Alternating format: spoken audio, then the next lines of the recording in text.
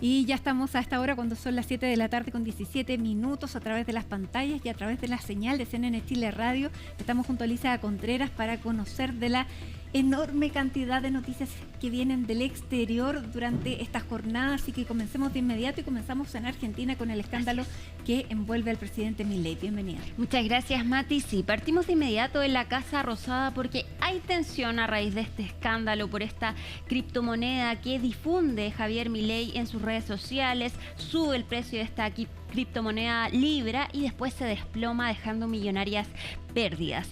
Hay tensión en la Casa Rosada no solo por este escándalo, sino también por la entrevista que dio anoche Javier Milei a la cadena argentina TN.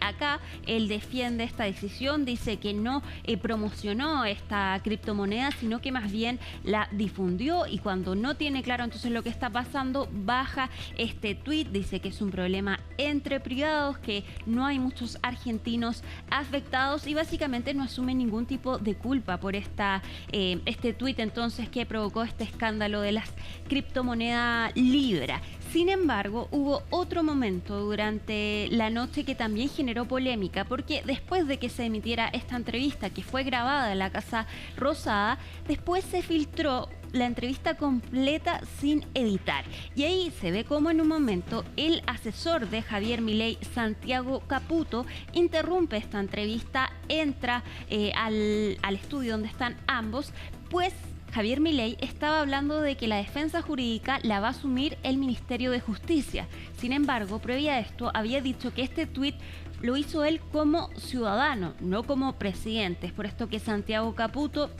intercede e interrumpe esta entrevista, entonces que dio a entender que por una parte quizás las preguntas estaban pactadas y también dejó en entrever esta polémica, si acá estamos hablando de las acciones que él hizo como mandatario o como persona privada.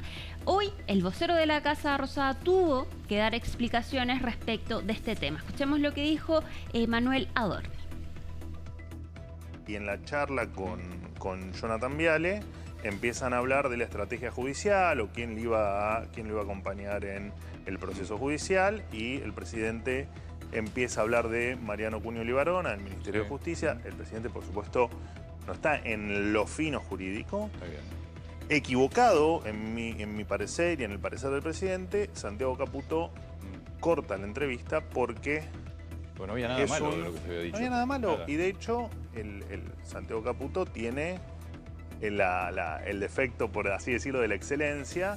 Notó que eso podía prestar la confusión a alguna parte de la audiencia y decidió cortar la nota. Pero de hecho terminó la nota y el presidente le dijo: Santiago, esto es innecesario. El vocero de la Casa Rosada también aseguró que no va a haber salidas del equipo de asesores de Javier Milei, que hasta ahora no hay renuncias en el gobierno respecto de este escándalo, pero de todas formas ya salpica esto al círculo de hierro de Javier Milei, porque ya se había cuestionado también la figura de Karina Milei, que es la hermana de Javier Milei y es la secretaria de la presidencia, quien entonces permitió estas audiencias de Milei con las personas que están detrás entonces de esta empresa de criptomonedas. Y ahora también se ve salpicado el asesor más cercano a Javier Milei, que es Santiago Caputo. Vamos ahora a ver esta entrevista, porque acá entonces Javier Milei insiste en que este es un problema entre privados, que él no tiene responsabilidad respecto de este escándalo que resultó en esta criptomoneda Libra que dejó millonarias pérdidas. Revisemos parte de lo que dijo Javier Milei en esta entrevista. Aquellos que participaron en ello, no solo que lo hicieron voluntariamente, es un problema entre privados, porque acá el Estado no juega ningún rol, digo que eso quede claro, y además lo hicieron voluntariamente. ¿Y está bien que el presidente lo promocione eso? Yo no lo promocioné, yo lo que hice, lo difundí. Javier Milei además asegura que no sabe nada de criptomonedas y que entonces él solo hace este tuit para dar una mano a los emprendedores argentinos, pero a cambio recibe un cachetazo, que no sabe nada de las criptomonedas. Sin embargo, él habla de sí mismo como el mejor economista y que debería recibir el Nobel de Economía, y es por eso entonces que no calzan esta publicación respecto de las justificaciones que está diciendo Javier Milei. Tenemos parte de esa respuesta en la que habla de que recibió un cachetazo. Te lo pregunto sinceramente, ¿no sentís que cometiste un error? Ex ante no. Ex ante no, porque además yo obré de buena fe. Alguien que viene y me propone crear un instrumento, digamos, para fondear proyectos de Argentina, ¿no? A mí, ¿qué querés que te diga? A mí me parece interesante. Ahora, es cierto, por querer darle una mano a esos argentinos me comí un cachetazo. Ahora, ¿perdió el Estado? Acá, nada. Pese a esto, entonces, estas explicaciones, Javier Milei se enfrenta a denuncias en la justicia argentina, en Estados Unidos, y además está la amenaza de un juicio político en su contra. Cambiamos de tema y nos vamos ahora a Arabia Saudita, un tema que ya les adelantábamos ayer, porque hoy se realizó la primera reunión formal entre Rusia y Estados Unidos, el primer acercamiento formal en más de 4 años. 5 horas duró esta reunión que se realizó en Arabia Saudita para comenzar entonces las conversaciones para dar paso a una posible negociación que ponga fin a esta guerra en Ucrania. Sin embargo, si bien duró 5 horas esta reunión, ambas delegaciones son cautelosas. Dicen que este es el inicio de un camino largo y difícil en el que además no estuvo presente Ucrania, que es una parte importante entonces de este conflicto que ya que va a cumplir 3 años. Revisemos las declaraciones tanto de Estados Unidos como desde Rusia. Marco Rubio. Al principio de nuestra conversación, Marco Rubio subrayó la importancia fundamental que tienen las relaciones internacionales, que cada país se guíe por sus intereses nacionales. Estamos totalmente de acuerdo con eso. También coincidimos en que esos intereses nacionales, por supuesto, no siempre coincidirán, pero cuando no coinciden, es muy importante regular esas discordancias, no dejarlas fluir libremente y, más aún, no provocar enfrentamientos, ya sean militares o de otro tipo. Creo que la conversación ha sido muy útil, no nos hemos limitado a escuchar, sino que nos hemos oído mutuamente, y tengo motivos para creer que la parte estadounidense ha tomado mayor conciencia de nuestra posición, que hemos expuesto una vez más en detalle y con ejemplos concretos, basándonos en los discursos públicos del presidente Putin. Hoy es el primer paso de un largo y difícil camino, pero importante, y es que el presidente Trump está comprometido a poner fin a este conflicto. Y como dijo cuando hizo campaña para presidente, quiere que termine de una manera justa, quiere que termine de una manera que sea sostenible y duradera, no que conduzca a otro conflicto en 2 o 3 años. Hoy me fui convencido de que están dispuestos a iniciar un proceso serio para determinar con qué rapidez y a través de qué mecanismo se puede poner fin a esta guerra. El que podamos llegar a ese resultado dependerá obviamente de la voluntad de las partes en este conflicto y de aceptar ciertas cosas. Por eso creo que es importante celebrar esta reunión, porque realmente no hemos tenido mucho contacto con los rusos durante casi 3 años. Zelensky, el presidente de Ucrania, no fue invitado tampoco a ninguna delegación europea, y de hecho el presidente ucraniano mañana iba a viajar a Arabia Saudita. Sin embargo, canceló este viaje, pero sí confirmó que espera a una delegación estadounidense en Kiev el próximo jueves. Además, Zelensky aseguró que no va a aceptar ningún tipo de ultimátum por parte de Rusia, y aseguró que durante el primer año de la guerra entre ambos países, Rusia propuso un acuerdo para terminar con este conflicto, pero que incluía que las tropas entonces de Ucrania se redujeran, que se instalara un gobierno prorruso en Ucrania y que además se cedieran los terrenos que invadió Rusia. El presidente ucraniano dijo que él no va a aceptar ningún tipo de condiciones como esta, y ojo, que llama la atención esto porque según Fox News, hay un plan de 3 etapas que también contempla términos parecidos, es decir, llamar a elecciones en Ucrania, disminuir las tropas del ejército ucraniano y además que no se vuelva a las fronteras anteriores al 2014, que fue el año en que Rusia anexó ilegalmente la zona de Crimea. Escuchemos lo que dijo el presidente ucraniano.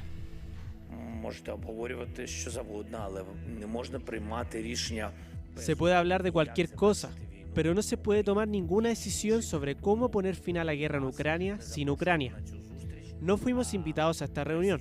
Fue una sorpresa para nosotros y para muchos. Me importa lo que nuestros socios piensen de nosotros. Somos completamente honestos y abiertos. No quiero coincidencias. Por eso no voy a Arabia Saudita. Tengo muy buenas relaciones con Su Alteza Real. Acordamos que realizaré una visita oficial el 10 de marzo.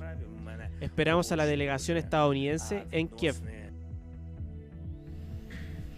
Seguimos ahora en Medio Oriente porque Hamás anunció que este jueves va a entregar los cuerpos de 4 rehenes que murieron entonces en Gaza. Y entre ellos están los cuerpos de los 2 niños de esta familia vivas, que son los rehenes más jóvenes capturados por Hamás el pasado 7 de octubre de 2023. Según Hamás, ambos niños murieron en noviembre de 2023 tras, según ellos dicen, un ataque israelí. Hasta ahora no había certeza de si efectivamente habían muerto, sin embargo, hoy se confirma y este jueves se va a entregar los cuerpos de ambos niños. Además, Hamás anunció que el sábado va a liberar a 6 rehenes vivos, que son los que vemos en las imágenes, y que además están listos para iniciar las conversaciones para lograr la segunda fase de este acuerdo de alto al fuego. Al parecer, entonces, según las acciones de Hamás, quieren avanzar rápido para llegar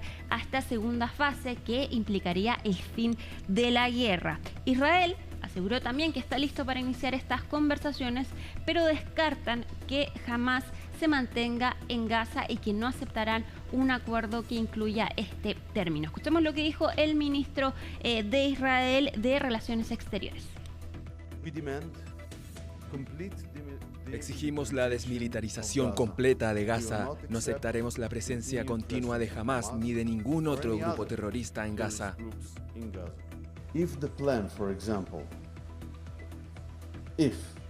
Si el plan, por ejemplo, es transferir el control civil de Hamás a la autoridad palestina y la continuación de la presencia de organizaciones terroristas allí, según el modelo de Hezbollah en el Líbano, es totalmente inaceptable.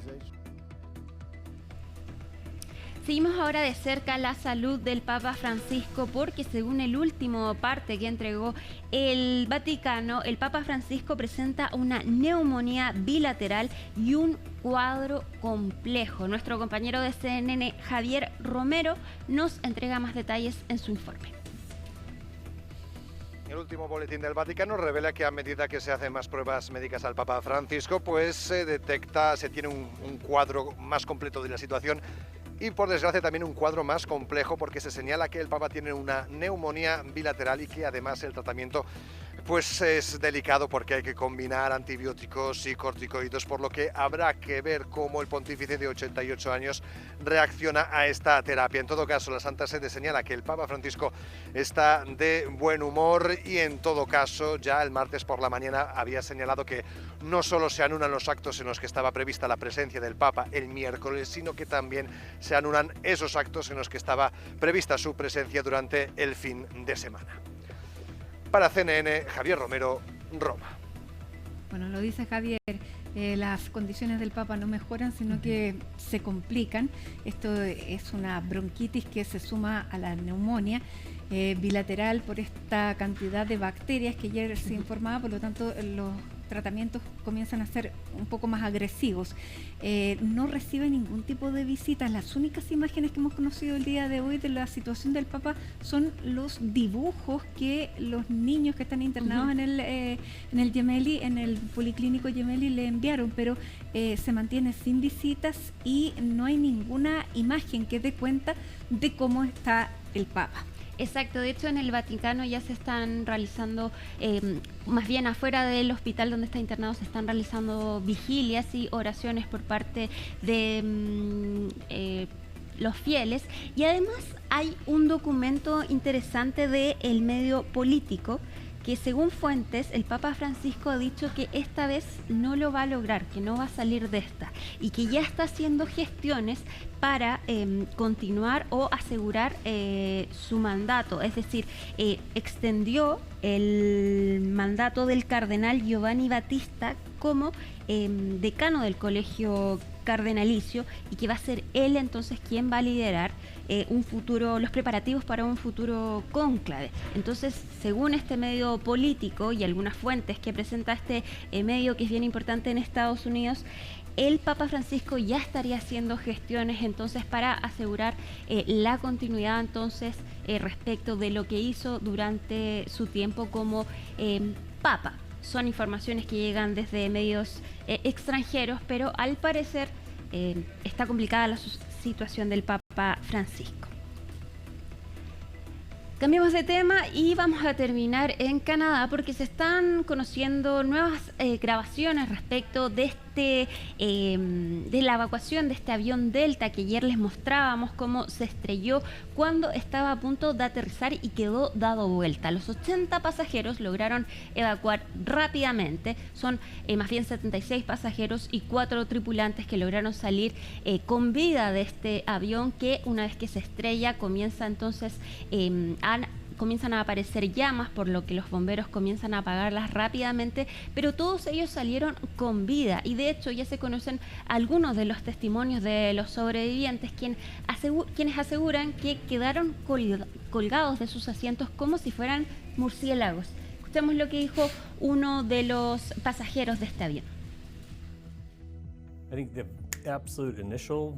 Creo que la sensación inicial fue: necesitamos salir de esto, entender rápido dónde estábamos y por qué estábamos de cabeza. Me saqué el cinturón, que lo tenía puesto por el aterrizaje. Al abrirlo, caí sobre el techo del avión, que ahora era el suelo. Sí, estoy un poco más calvo de lo que estaba esta mañana. Estoy bien. No estoy muy seguro de cuándo me hice esto, si fue durante el aterrizaje, pero sí, todos parecían estar físicamente bien. De las 80 personas que iban al interior de este avión, 21 fueron trasladadas a hospitales, pero ninguna entonces actualmente está lesionada de gravedad. Algunos ya dicen que este es un milagro, que nadie saliera gravemente herido de este accidente. De causas todavía no se habla. Todavía no. Bien, Alicia, muchísimas gracias. Seguimos atentos, por cierto, a la salud del Papa Francisco, y nosotros hasta ahora hacemos un alto en Ellos Noticias. Son las 7:34 y nos vamos con esta imagen de Cartagena, la playa grande de Cartagena, donde a esta hora se registran 18 grados. 18 grados es la temperatura a esta hora ahí en el litoral central. Día martes, no hay tantos veraneantes, pero sin duda ahí todavía quedan quienes están disfrutando la tarde. Nos vamos con esta imagen y ya estamos de regreso.